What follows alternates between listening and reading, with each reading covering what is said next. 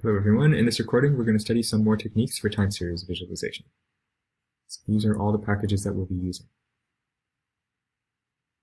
So, the first technique that we'll study is called a horizon plot.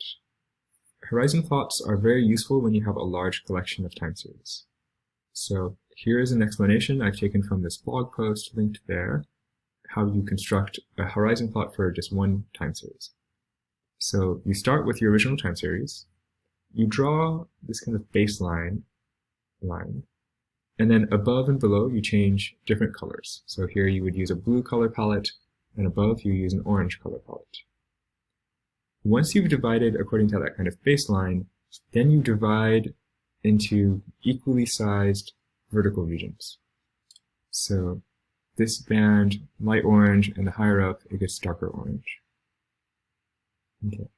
Once you've divided up into bands, you imagine kind of collapsing them all on top of one another, like an accordion. Right? So, like here, or like you collapse them all, and then you flip the ones that are below the baseline above. Right? So this blue becomes reflected above here.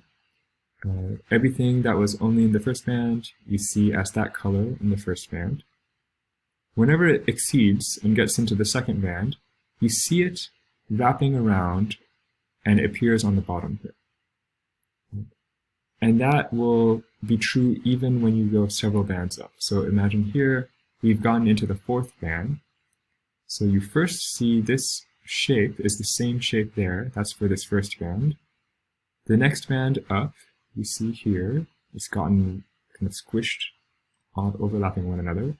And the third, and then the fourth, way up here. Okay, so that's how you construct a horizon plot in the abstract. So let's look at how you actually implement it. I'm going to look at the tourism dataset again. So this is just filtering it. This is getting the total for every region. And you can use this, the gghorizon package that I loaded at the very top, and it exports this geom horizon function. What geom horizon takes, so here's like X and Y. We're filling, cut points is some variable that's defined already within the package. That's why we're accessing it using these two dots. And then the numbers that we use for the cut points, so these vertical cut points, they're stored in this variable. So here I defined cut points to be every 100, and the origin I'm setting to 350. So the origin is like this black line. The scale fill HCL is using this two color gradient palette, so a series of reds and a series of blues. And this is what the plot looks like. Each facet is a different region. We're able to see blue, darker blues are higher tourism, darker reds are lower tourism. So what are the main patterns you can see? So first thing, we can see that there's a lot of seasonality. And so probably people are traveling more during the summer. But not universally. So like here, it looks like Melbourne went from having relatively low amount of tourism, so it was usually below the baseline, and now it's pretty consistently above the baseline. Still a little bit seasonal, but always above the baseline. I think that's the main exception I see to this. But even aside from that, some of them are more seasonal than others. Like among these low abundance series, this is very seasonal. This one's not so much. Right? Okay, so that's how you read and can make a horizon plot. So why is this useful? It's nice to think about this as being a compromise between faceting and heat maps. Right? It's a lot like heat maps in that it's using color to encode value, and it's also extremely compact. Right? Like since you've kind of collapsed all the Y ranges on top of one another, you can pack a lot more series into a lot smaller space. But then heat maps alone can be really hard for time series visualization because it's really hard to recognize shapes just by changes in color. Here, even though we've collapsed everything, you can still recognize the essential shapes. Like it's much easier to recognize this sort of trend and this sort of seasonality and actually look at slopes when it's encoded by a y position. Okay, so that is how to make horizon plots. Another kind of common time series visualization is you might be interested in changes in composition over time. Right, so even for this tourism example, you could have framed it as kind of percent of tourism going to different regions, and then try to look at the changes in those percents. I'll instead use a different data set. So let's look at this, the X-Men appearances data set. So it has, for every single issue of the comic, it has all the characters, whether the character is wearing a costume or not, and how many times they appeared in that issue. So the most standard way to visualize this is to just use an area plot.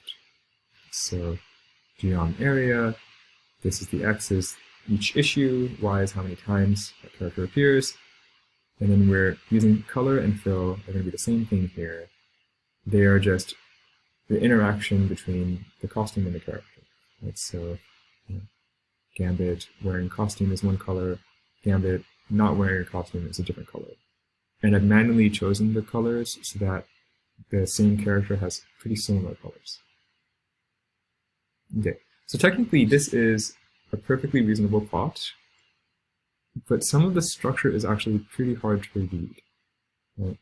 So an alternative is to use something called a stream graph. So this is the same thing, but as a stream graph. I'm using the ggstream package, which exports the geom stream function here. So I think the main patterns that come out when you see this, first, you notice like the blue used to be really pretty common up until around maybe issue 210, 220, then it becomes pretty rare. This character gets introduced, so there's all of a sudden a lot of purple where there had been no purple before. You can see you have a lot more characters in this region, relatively fewer characters per issue in this region. Okay, so this is all technically already in the stream graph, right? We could see there is a lot of blue here, not so much blue here. But then somehow this is both aesthetically more pleasing and a little bit easier to read for two reasons. The first is that everything is smoothed out a little bit. So I'm using the default bandwidth, I believe. Oh no, okay, I've set the bandwidth. So the bandwidth is saying how much do you smooth these series. Right? Larger bandwidth will make it more smooth, smaller bandwidth will make it more jagged. And then the second thing that's different is that everything is kind of oriented around a central axis versus stacking, putting this one on top of the other. Okay. Something you have to be careful in this kind of visualization is in what order do you show the different colors. Right? So the defaults here tend to be reasonable, but you often will want to have the most common color groups to be central in the stream graph, and only kind of the peripheral ones are the rarer ones. Okay. So one subtlety. So we're talking about compositions, and this is one easy way to look at composition. You're able to see how some appear, disappear, and how much they make from the total. But it doesn't necessarily tell you anything about the ranks. So just to illustrate, here's a data set of the number of refugees from different countries. And okay, from 2004, I guess, to 2013. You can tell that there's an increase in green around here. So this is refugees from Iraq.